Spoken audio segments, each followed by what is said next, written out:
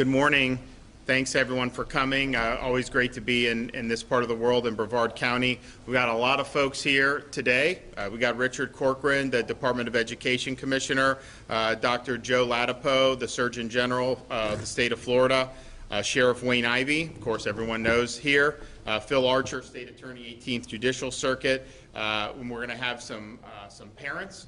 Keisha King from Duval County. I don't think she's here yet, but she will be. Dr. Jeremy Steele, also of a parent here in Brevard County. And then I believe that we have also have Devin Marshall here from there. And then we have a number of other sheriffs. We have Sheriff Gordon Smith, Rick Staley, Eric Flowers. I want to thank them. And then we have Representative Randy Fine and Debbie Mayfield from here in Brevard County as well. As many folks know, over the last many months, you've seen a lot of focus be placed on what's happening in school systems across the United States. And there are a number of things that have really animated a lot of important discussions, one of which is the type of curriculum that is being put into these school systems. And we've seen major movements in states like Virginia and others where parents are protesting making curriculum around things like critical race theory, which is very negative about American history, treats kids differently based on race, things in Florida that we violates our standards and that we don't allow. But there's a number of school districts that have tried to do that. There's been a lot of parents who very much objected to that.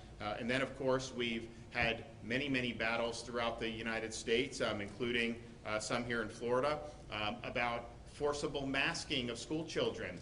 In Florida, we have a Parents' Bill of Rights. That decision belongs with the parents, but we've had a number of school districts ignore that. Of course, we're in litigation over that. We think we're going to be able to get some very positive outcomes very soon. But you have a lot of parents, and you'll hear from some of them today, who feel very strongly that this is something that is really their decision to make. And so the result has been, school board meetings that used to be not well attended, very sleepy, have been the source of a lot of passionate discussion and debate. And that is something that is welcome in the state of Florida. It should be welcome everywhere in the United States. If at any time that debate crosses into something that's not peaceful, we have law enforcement here who maintain order, and they do that every single day in a variety of capacities, and they absolutely will do it if need be in those situations. And I think we all know that, and there's never been any discussion or never been any instance in which a sheriff like Wayne Ivey was not been willing to maintain order in their communities. And that's just something that in all 67 counties we would expect that. We'd expect it from all the police departments that we have throughout the state of Florida. And that goes without saying. And they're absolutely within their right to maintain order if you have protests that ends up devolving into something beyond that. So we know that. Nevertheless, the Department of Justice recently said that they need to mobilize the FBI to be able to target effectively parents who are very concerned about some of the things that are going on in some of these school districts. They were acting at the behest of a letter from the National School Board Association, which even likened concerned parents to, quote, domestic terrorists. That is in the letter, in spite of what some media fact checkers would like you to believe. They actually use that term to focus on these parents. Now, the Florida School Board Association saw right through this. They just last week sent a letter to the National School Board Association rejecting what the National School Board Association has done and rejecting the idea that the federal government should be mobilized to supervise these school board meetings. And I think that Florida School Board Association understands that parents and students are really what our school system's all about.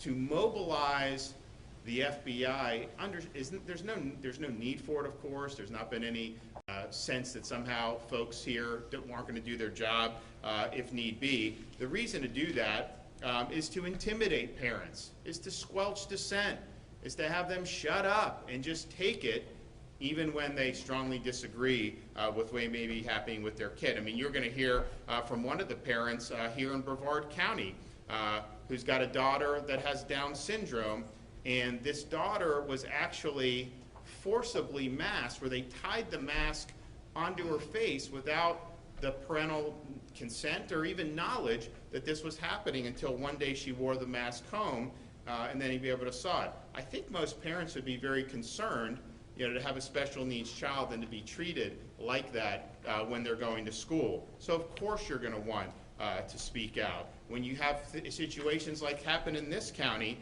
where they booted the public out of a meeting and basically continued doing business without that. I think a lot of parents feel very strongly about that. So they have a right to hold people accountable. They have a right to voice their opinions, particularly on some of these very, very key issues. So we are here because up and down the state, law enforcement has been united to say we don't need federal agents coming in to do this. It's designed to intimidate, it's designed to squelch dissent, and that is not an appropriate use of federal law enforcement. They will do the job that they are commissioned to do here locally, and I have every confidence that they will do that, and part of that means making sure we're protecting the ability of all of our citizens, but particularly our parents, to be able to voice their concerns when it comes to their kids' education. And if you look here at this issue about forced masking, legislature passed Parents' Bill of Rights. Clearly that would be something in terms of health decisions that's in that bill that would be very, very significant. The data from the 2020-2021 school year was very clear. No appreciable difference between forced masking and non-masking in terms of K-12 education. And nevertheless, you've had Brevard and a handful of other school districts say we're not going to follow the law, we're not going to follow the rules put by the Department of Health or the Department of Education, and that they were just going to do what they wanted to do, the rule of law be damned.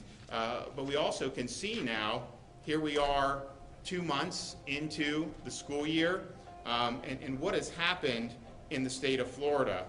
Cases for students in student age peaked just as kids were going into school, probably sometime around the middle of August, and they have decreased in that school-age population for 7 consecutive weeks. Amongst people under the age of 11 or under, cases have decreased by 89%. For ages 12 to 19, they've decreased by 92%. And again, over 54 school districts do not have forced masking. But if you look at it, the rate of decline that we've seen has been basically uniform throughout the state of Florida. You can't point to those districts that are following parental rights and saying, see, look how cases are increasing there. It's collapsed all across the state, up and down, major decreases as a result. And so that's what the data had told us going into the school year. That's what I said back in August would end up happening. And then here we are, that is what is in fact happening. And you look at some places, there's other states where they're forced masking the entire state in schools. And school-age kids, for example, in Pennsylvania, increased 20% from the second week of September to the second week of October. And I think, unfortunately, in these northern states, when they see Delta waves, you're likely to see that continue. So the bottom line is, as a parent, to understand kind of what the law was, to understand the data, and to be concerned about this, they have every right to be concerned about it, particularly given what we've seen happen. If these masks were really making an impact, you would be able to point to a bunch of school districts that have seen explosions in cases with all the kids being in school together. That's what some of the, quote, experts were claiming was going to happen. Instead, it's been a decline. We put 3 million kids back in school. We had universities back on campus. We had pro college football games, full stadiums, and the result has been not only a massive decline in cases. Florida right now is the lowest case rate in the continental United States. For COVID, our RT value is one of the lowest RT values we've had in the entire pandemic. So those are just the realities of what we're dealing with. And so if a parent sees something being done that's more based on ideology or politics, rather than the data and what's best for their kids, of course they're going to want to speak out. Of course they're going to want to make their voice heard. I mean, I think that's the bottom, at bottom, what any parent would want to do. So we're not going to let the federal government come in and impose bad policies or mandates on Floridians. We're going to make sure we're protecting parents and students in the state of Florida. We're not going to let the Department of Justice be weaponized to infringe First Amendment rights of parents. We're going to fight to preserve the rights of parents. And as we continue to see the use of fear and intimidation to suppress opposition to the regime, we're going to find new ways to be able to empower parents' rights to decide what is best for their children. Parents across the state should know that their freedoms are going to be protected here and that the state of Florida has your back. So I want to thank everybody who's been here. We're going to hear from a number of parents. We're going to hear from some folks in law enforcement, and then we'll hear from the elected officials and Surgeon General. Do we have Keisha? Oh, you want to come up and start us off? Sure.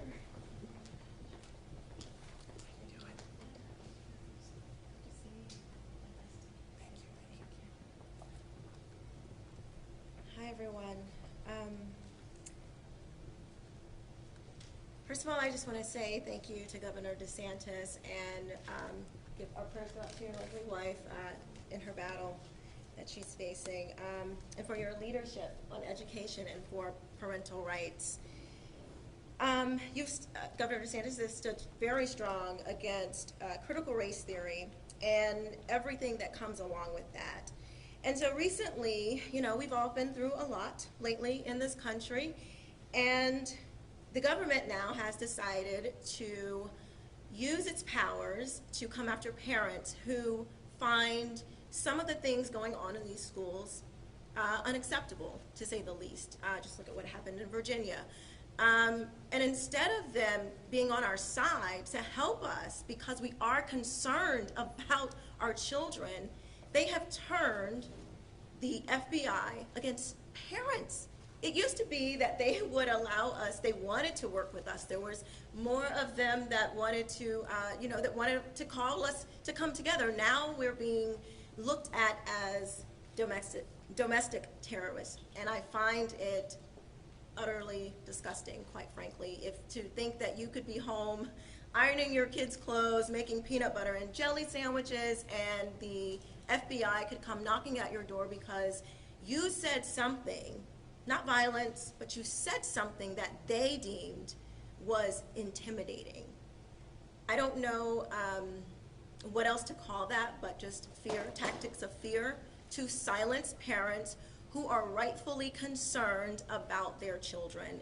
And I see now that there are really two options that we have. I'm saying that maybe we need a mass exodus if that's for you. And if not, we certainly need to elect competent school board members who will stand up for parents' rights. And I will fight with any parent who wants to run for school board so we can have the right to make sure that our children get the best education possible. That is, after all, what we're paying them to do. So thank you, Governor DeSantis, and thank you so much for allowing me to speak here. God bless you. Okay, we have Dr. Jeremy Steele, a parent from here in Brevard County. For the media is Jeffrey Steele, Dr. Jeffrey Steele. I'm here as the father of a Down syndrome child, 7 years of age, named Sophia. Now, Sophia has also sensory issues that go along with her Down syndrome. One is such as an oversized tongue. Sophia is unable to make any or most of her needs. She's not able to make them known to us. She speaks often sounding like a severely deaf child with the sounds that she makes phonetically. So she is not able to communicate even if she was in any distress or if anything ever even happened to her outside of our home while she was in school. Sophia was placed in this school in Indian Harbor Beach by the school authorities because though we were in a different school district, they put her there because she was special needs and they would give her and provide all the things that she needed for her education in this school. When she went back to school this year, there was no mask mandate happening until, of course, the pandemic began to go and get a little bit crazy for a little while. And I work in the medical field every day. I deal with the dying every day. I work in hospice care. So I know what we were facing all along throughout this pandemic. I even got COVID myself with bilateral pneumonia. My doctor sent me to Merritt Island to get the injections, and in 4 days I was eating pizza with my feet in the Atlantic Ocean. So thank you, Governor, for that as well. So I know the effects and the impact of what happens with COVID. But I also know a greater impact of what happens with a Down syndrome child when you mask them.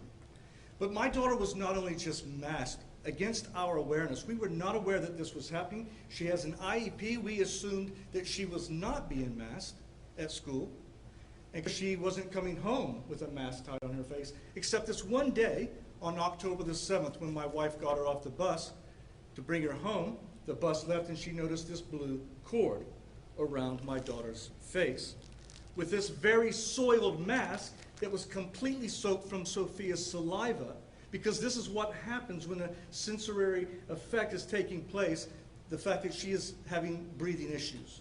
She will produce a lot of saliva. They tied this around her head and have never, ever phoned me nor my wife to ask us permissions, though we did have IEP meetings, and one phone call that we had about 3 to 4 weeks ago where we were being told that Sophia was taking her shoes off every day at school. And could we comply and get her another pair of shoes so she wouldn't take them off every single day? Why didn't they call me to tell me she was taking her mask off every day? And they were having trouble keeping her on. And what could we do as parents to participate with them?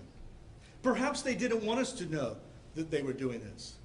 So to make a long story very short, is that I met with the principal and I met with the teacher.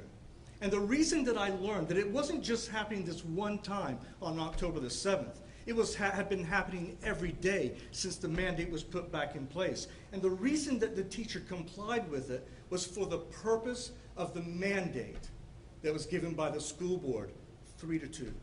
3 people are deciding on the health of my child rather than any phone call to those who take care of Sophia every single day. This is a major problem that's happening, and this should wake people up to what is actually going on. Because I, as a parent, I believe, personally, my opinion, it has nothing to do with mask and science and everything to do with power and control. Sophia can't be here to talk for you, but I can, and I will. And so I want to thank my attorney, who is here with me as well today, because we will be taking action, and they will understand my voice when I do that. Thank you, Governor. Thank you for your leadership. Thanks. Okay, Devin Marshall.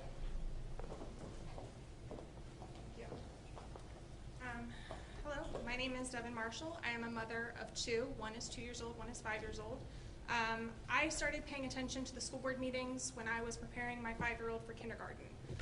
As a parent, I lost so much sleep trying to figure out what school was going to be the best option for her with all of the limitations that they had put in place the prior year.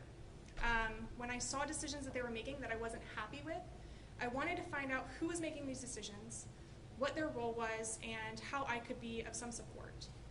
By educating myself, I chose a charter school, and they did choose to keep masks optional whenever the school board made it mandatory. Now, when I watched the school board meeting happen live, and they made it mandatory for parents to have a medical exemption, it was not a parental option, but I sent in a parental opt-out anyways to our school, because I wanted them to know where I stood as a parent. Now, I did try to get a medical exemption. I was declined by more than one pediatrician. They said that they believe in vaccines and masks, and that my time in that appointment would not result in a medical exemption for my child. So as a parent, I tried a different route. I went to a dentist. I was declined by the dentist as well. They will not write medical exemptions. So as a parent, I lost all hope that if my school chose to enforce the mask mandate, I would not have a choice. And that is terrifying for a kindergarten parent. You know, this is their first year, there's a lot of changes as is. So I was very grateful when they kept it optional and sent out a survey to all the parents asking what we thought about it. The day that the stay was removed by the judge, in legal battle and political show, a substitute who had never spoken to my daughter, did not know her name, had never been in her classroom before, made sure to tell every 5- and 6-year-old in that classroom that you will go home tonight and tell your parents that that you want to wear a mask tomorrow. You want to wear a mask tomorrow to keep your friends safe and yourself safe from this deadly virus. I don't know about you, but as a parent, a stranger fear-mongering my child to where she got in the car and asked me instantly, why do I have to wear a mask tomorrow? I don't want to. I can't breathe when I wear them. I called the school instantly. The principal thankfully removed that substitute. But these are issues that we're dealing with as parents. When a school board oversteps their bounds and doesn't listen to the constituents. I watch all of the meetings. I go to the meetings that I can go to. And I want to communicate and work with our board members. What they are doing is wrong. They are shortening our time from 3 minutes speaking time to 1 minute. At one meeting, they pushed off public comment until 10 p.m., where there were toddlers and newborns with their parents waiting to speak to be heard. And then at the very last meeting, another board member attacked a board member and got a reaction from the parents because we're tired of dealing with your personal issues. We want you to focus on our child's education. They removed the parents from the room to make the decision against our will. So I'm here as a parent. I just want what's best for our kids. I want to work directly with our school board. I don't want to cause any diversity, but we need to have a united front, and our kids' education needs to be top priority. So thank you so much, Ron DeSantis, for everything that you're doing, and thank you. Okay, Randy Fine. Well, thank you, Governor. Thank you for being here today. And I thank you not only as a legislator, but as a parent of an 8th grader who right now is illegally being forced to wear a mask at a Brevard government-run school. He's very excited that I'm here today. This is not new in Brevard County. Our superintendent, Mark Mullins, told me years ago that I was not qualified to have an opinion about my child's education because I did not have a degree in academic administration like he did. And that is the attitude that we have seen repeated here multiple times. Whether it's CRT or, frankly, these mask mandates, they have taken away our options. I want to focus on 2 issues very briefly. The last speaker mentioned, but our school board 2 weeks ago, our school board chair threw the public, all of the public, out of a school board meeting and held a 45-minute school board meeting in private. The law of the state of Florida is clear. All public meetings have to be open to the public at all times.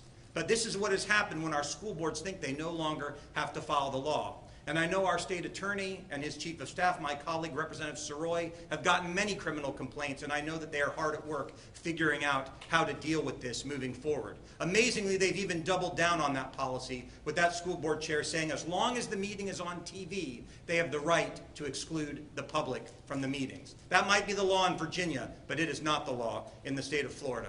The last thing I want to say is I very much appreciate the parent who told the story about his daughter, Sophia, and what happened to her. And I can guarantee you this, in the role that I play in the legislature, there will be consequences for that. But he left out one part of the story that I want to share with you right now. When all of this happened, he called his school board member. He called his school board member multiple times, and his school board member refused to talk to him on the phone. But you know what that school board member had time to do at the same time? Go on MSNBC 4 times to complain about parents complaining about mask mandates. There's a special place in hell for these people who have done this to this man's daughter, and I assure you we're going to hold them accountable for that. Debbie Mayfield, Senator. Thank you, Governor, and I'll keep it really short. I just want to thank the Governor for taking the lead on this issue and the parents for coming forward. I think that the school districts have forgotten who those children belong to. They don't belong to the federal government. They don't belong to the school district. They belong to the parents. And the parents have every right to be engaged in the education of their child. And part of that education is to teach them what they need in school, not put political fears in them, not put their own social agenda in on them. And when the parents said that the substitute teacher said, go home, tell your mother that you want to wear a mask to school to protect all your friends, that is not what these teachers are in that classroom to do. They are in there to teach them. They're in there to teach them reading, to teach them math, to teach them the history of our country, to teach them civics. That's what their role is. Their role is not to mold them into their image on what they want. That's the parent's role in this life.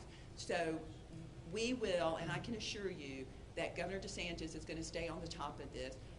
Secretary or Commissioner Corcoran, Secretary Corcoran of Education is going to stay on top of this. Our new Surgeon General is going to stay on top of this. The parents are going to have some relief in this, where we will go to bat for you. We will fight for you, even though your school board members will not be the ones fighting for you. So this is a message to the school board members. You are going to start listening to the parents, or either you will be unelected by school board members that will listen to the parents, because that is your role. You are not equal to the legislature. Your role is to do what we put in policy to do to protect the children in the school district. So Governor DeSantis, thank you for taking this huge leadership role in this issue. Okay, we have Sheriff Wayne Ivey. Thank you, Governor. All of us up here are appreciative of Governor DeSantis taking a position on this and standing strong. I think I speak for everybody up here, and I know I speak for the majority of the sheriffs in this great state. We also thank Governor DeSantis for being a leader among other governors, for standing up for our freedoms, standing up for our constitutional rights. As he said, Floridians are not going to have their constitutional freedoms trampled on. What we're seeing happen on many levels, when you think of DOJ, that is assigning the FBI to target parents as domestic terrorists, it's outrageous. Trust me, there are plenty of terrorists globally that they can focus on. Real terrorists, terrorists that are out there killing people each and every day, not parents who are voicing their opinions and fighting with every breath they have for their children, which everybody in this room would do in a heartbeat. Our parents are people that are upset, they're emotional. They have the biggest concern of all, and that is raising the next generation of leaders.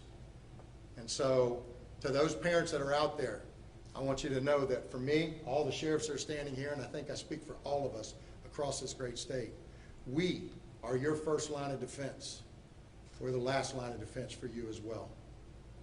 We don't need DOJ to come down here and investigate a school board meeting that gets a little bit of rowdy. Our teams handle that each and every day. We deal with it. In Brevard County, we serve as a model. This community serves as a model for other communities across the country to follow in how we deal with crisis, how we deal with emotion. But what we don't need is somebody coming in here starting to investigate our parents for voicing their opinions.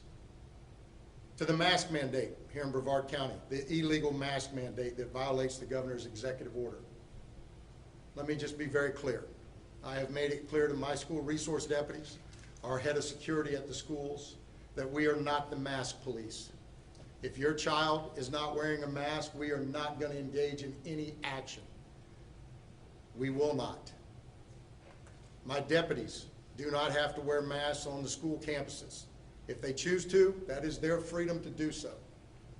But parents, I want you to know, we stand strong in that this mask mandate is a violation of the governor's order, and we will not help enforce it in any way.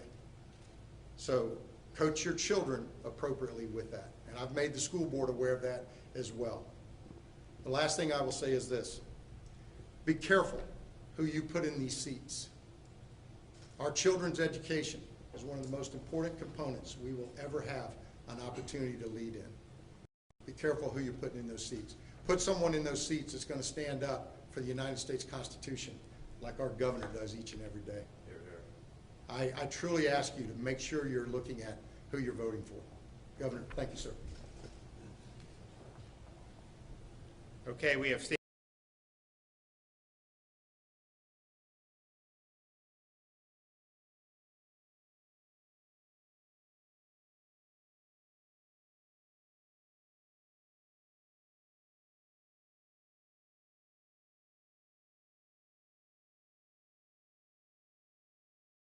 Involving drug organizations. I'm very confident that they can handle a threat case against a public official, or for that matter, a threat against anyone. We hold all those at the same level, so I'm very confident. And I'm going to brag on our sheriff. His men and women that work with Sheriff Ivey, they do an incredible job investigating any case of any crime that occurs here in Brevard County. Same with FDLE, Agent in Charge Jason Kriegsman. They do an incredible job with those investigations. I don't need the federal authorities to come in and investigate those cases for me. I don't need federal prosecutors to handle them. We can do it. And in fact, you know, the positive part of having the sheriff or the FDLE investigate those cases, I have a strong relationship with those agencies. With one phone call, I can call Sheriff Ivey, I can call Agent Kriegsman, and I can get whatever I need accomplished. I don't have that same relationship with federal agencies, and so I worry about that. And so I'm very confident that we can handle these cases. It's almost like last year with the House Bill 1, anti-riot bill. Thank you for your leadership on that, Governor. There was a lot of hysteria about, oh my gosh, is law enforcement going to be able to distinguish between a peaceful protest and a riot? And of course we can. And I assure you, we will be able to distinguish between lawful, constitutionally protected speech and speech or acts that rise above that and go to the level of a criminal threat or disrupt a school function or meeting. We can do that, and we're prepared to do that, Governor. Thank you. Okay, we have the Surgeon General of Florida, Dr. Joe Ladapo. Thanks, Governor. Hello. So I'm happy to be talking here today about this issue related to the mask specifically. Obviously, we've covered several important issues related to parents and their kids. And I want you guys to step back for a moment from what you hear sort of constantly on TV. And just very briefly, in terms of the data that supports mask use in kids and mandates for masks in kids, it is very weak, and that's a fact. So there's a substantial gap between the quality of the data out there, which shouldn't surprise you, right? We haven't been doing this very long. But there's a substantial gap between the quality of the data out there supporting masks in kids, yielding any benefit for kids whatsoever, factual, and what we're hearing from some of our public health leadership in other states and nationally. So in Florida, it's part of the reason I'm here. It's part of the reason when the governor's office called, I was excited and happy to work with him on his efforts. In Florida, we're going to stay close to the data, and we're going to let you know how we feel about the data. And the data do not support any clinical benefit for children in schools with mask mandates. The highest quality data find no evidence of benefit. And we're going to stick with that because that's what the data show. And the other thing I'll just add is that, you know, as a parent, hearing these stories of other parents and what they're going through and seeing other parents around the country, these are impossible situations parents are being put in. Putting a mask, something on the face of your child, that's a parent's decision. It's not a school's decision, it's not a school board's decision, it's not a governor's decision. It's no one else's decision except for the parent. And parents are being placed in these impossible situations related to the health of their children. I'm here to help support parents in voicing how they feel their children should sort of present, should be in the world, and I'm going to be here to help with that, to support that. You know, it's interesting, the U.S. Secretary of Education, he did like some tweet thread, like it was like a month ago, and he's like, follow the data on the mask, and he cited a few studies.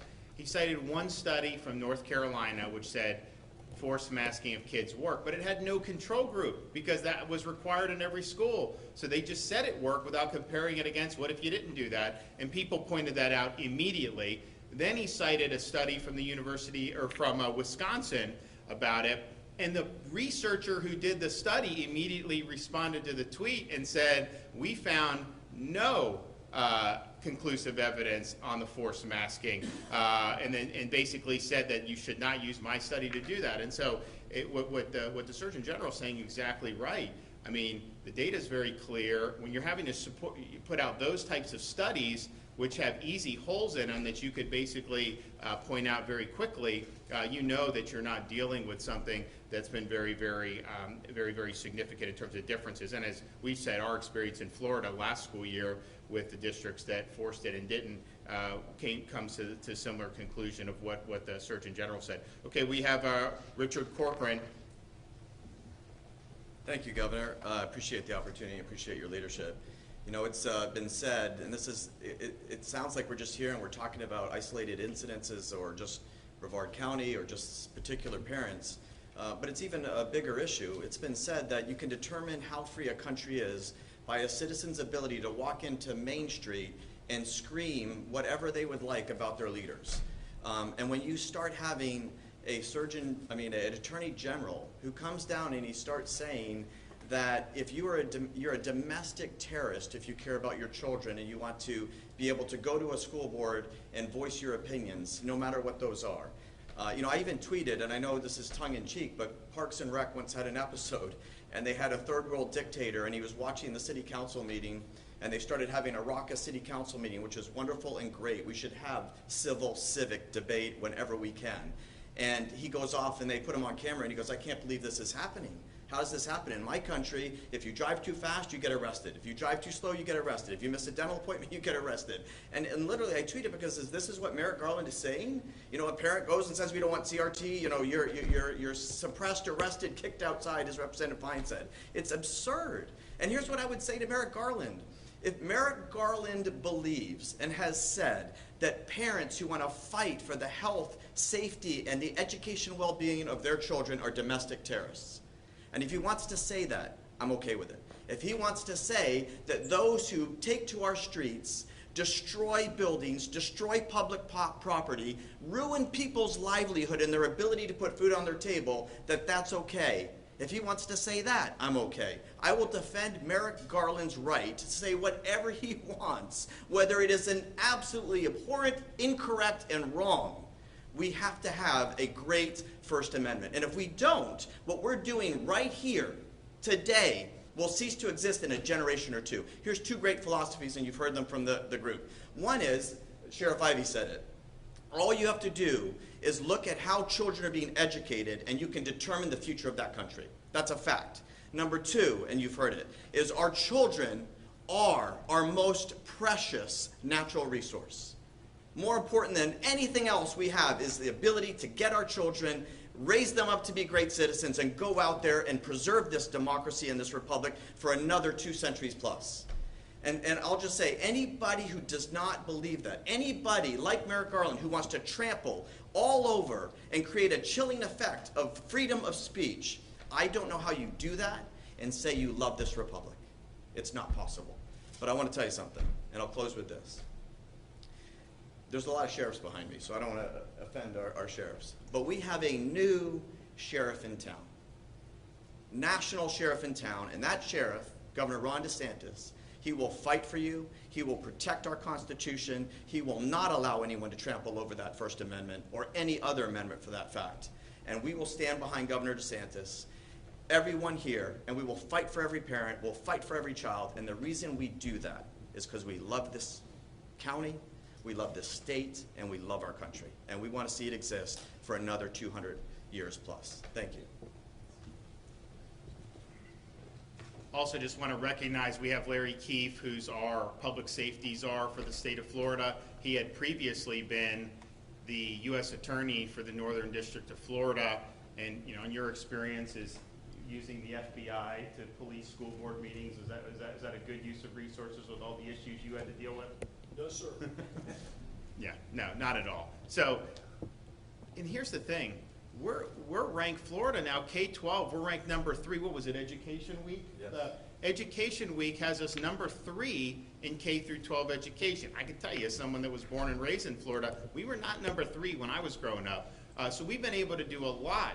We have more choice in our system than any state in the country. We have good standards, and when we see things that can be done better, like with what we're doing by stopping the end of the year FSA and moving to progress monitoring, we're going to be doing that. We're going to be nimble, we're going to be quick. We want to serve the students' needs and the parents' needs as best we can, and we're doing that, and the results show that. We were the only large state in the country last school year that 100% of the parents could have the right to send their kids to school in person. There were some places where vast swaths had no meaningful access to in-person instruction 5 days a week. So we've got a lot of great stuff. Here in Brevard, what they're doing with some of the vocational education, we're doing that big throughout the state. Kids are getting hired by Elon Musk and all these great companies right out of high school even, having these important skills, and we're expanding that all the time, and it's been a huge thing, part of my administration, and our workforce education, since I've been governor, is going through the roof in a good way, which is what we want. So we have so many great things going on, and we really need to stop using the schools as kind of people getting on these school boards and then using that to advance themselves or to try to play different types of political games. Let the parents make these decisions, and if one wants their kid to do, fine. If they don't, no one's saying you can't, but you just should make sure that people are honored. I think that would really lower the temperature a lot. I think parents would appreciate that. And then also with some of the curriculum, yes, we move very quickly against things like critical race theory, but there is a movement across this country to move away from this being focus on the core things that we need people to be educated in and try to impose a certain orthodoxy or a certain worldview on the kids. That's not an appropriate use of a school system, but when that's being done, you can understand why parents are going to be frustrated with that and are going to want to speak out against it, because that's not the right thing to do. And so that you see. So making sure we're focusing on the basics. Don't get sidetracked into trying to impose ideology through the curriculum. And if we're doing that, then man, you're going to have much more harmony as a result. And so I think that we shouldn't, as frustrating as it's been to hear these stories.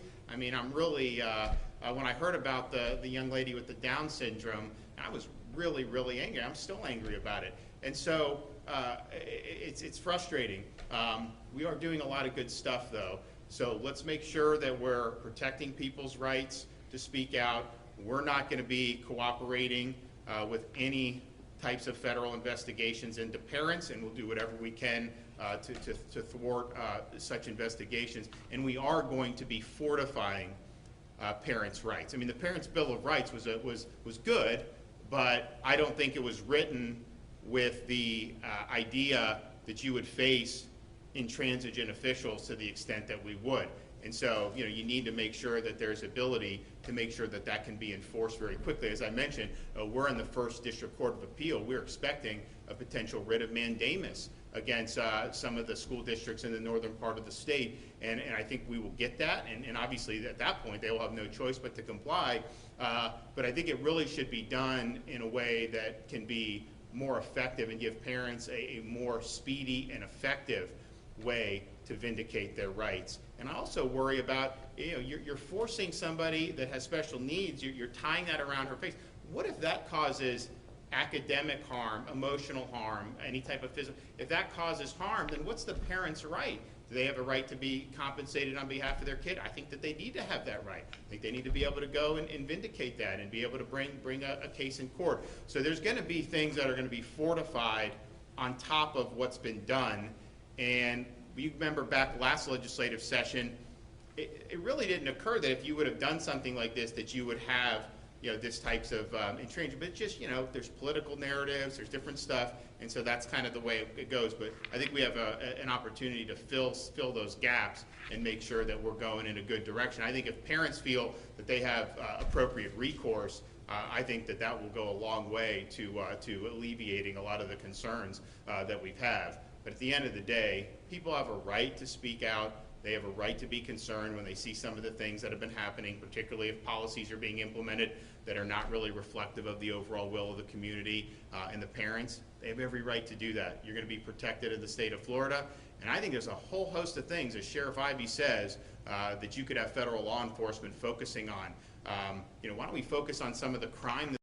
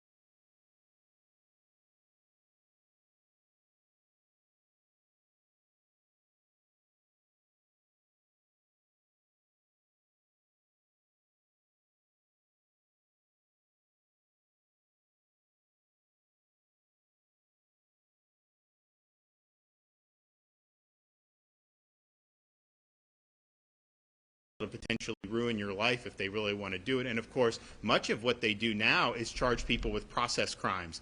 So they'll try to get you, find an inconsistent statement, and then they'll go and try to pursue that. And so we don't want to be, we don't want to go down that road at all in Florida. Governor, another question about you were just in Jacksonville. Can you tell us, do you believe Florida ports are in a position to accept more cargo and have the infrastructure to be able to bring in additional ships and that type of thing? Do we have that capacity here in the state? Absolutely. So the question was about the ports. We did an event at Jacksport, but we also had folks. We had the Port of Tampa CEO. We had Everglades from down in South Florida, as well as Panama City. So yes, we have capacity, which is a great thing. We've invested almost $1 billion into our ports since I've been governor. Very, very significant. And we have the capacity. We also have a tempo that is good. They made the big deal about, oh, in LA, they're going to now go 24. We do 24/7. I mean, that's kind of the standard practice. And so we have the ability to do that. They also have, on each individual port, is able to offer incentive packages to companies that may reroute cargo. And those are negotiated kind of on a case-by-case basis, but all of them right now are offering different types of incentives. And so, yes, we have the capacity to receive more.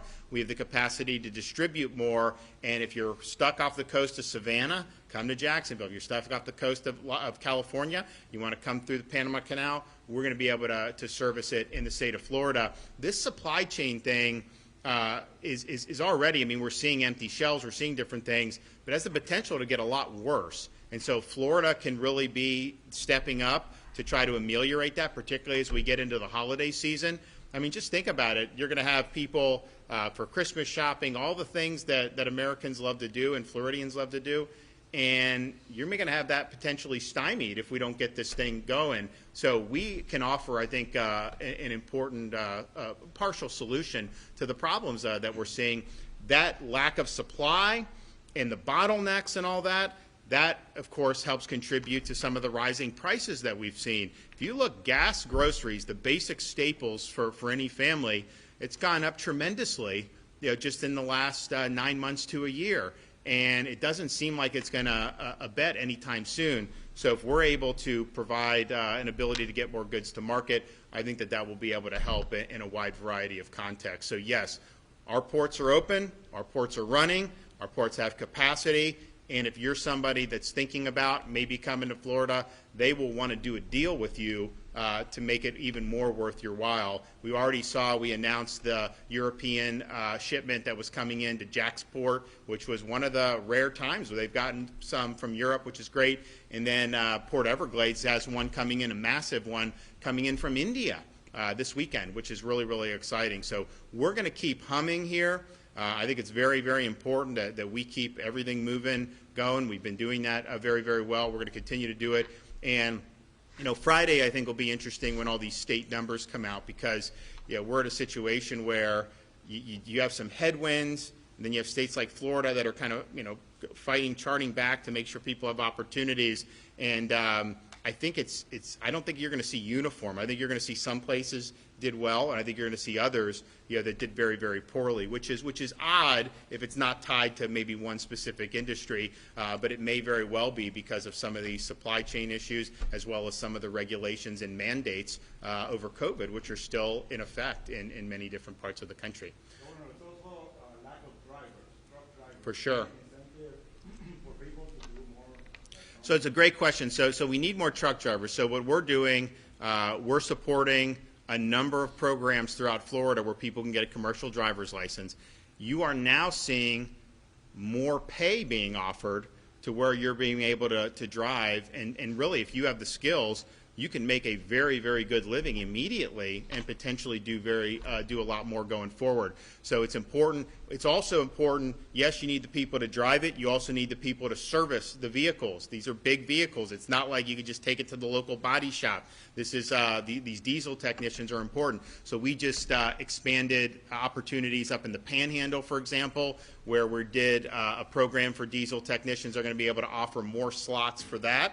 I think these are positions that are going to pay well, and so we've made a big effort to make sure high schools were actively involved in this, letting the kids know that this is something that has an opportunity, as well as other folks who may be looking. But that is something. Now, Our trucking industry in Florida, we had some folks there yesterday at Jacksport.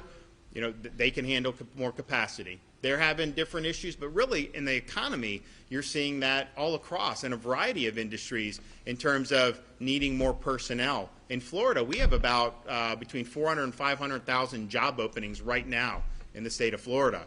And so as we've seen more jobs added, which is great, we could have the capacity to add a lot more. So I think that's kind of a constant. They do need more drivers, but they are able to manage right now, and they are able to do more, at least from some of these Florida ports. And of course, we also have invested a lot in rail, so we have the ability to move a lot via the rail, which is also very, very important. So at the end of the day, though, let's make sure that this stuff, that people know this, that Florida's here for all these things.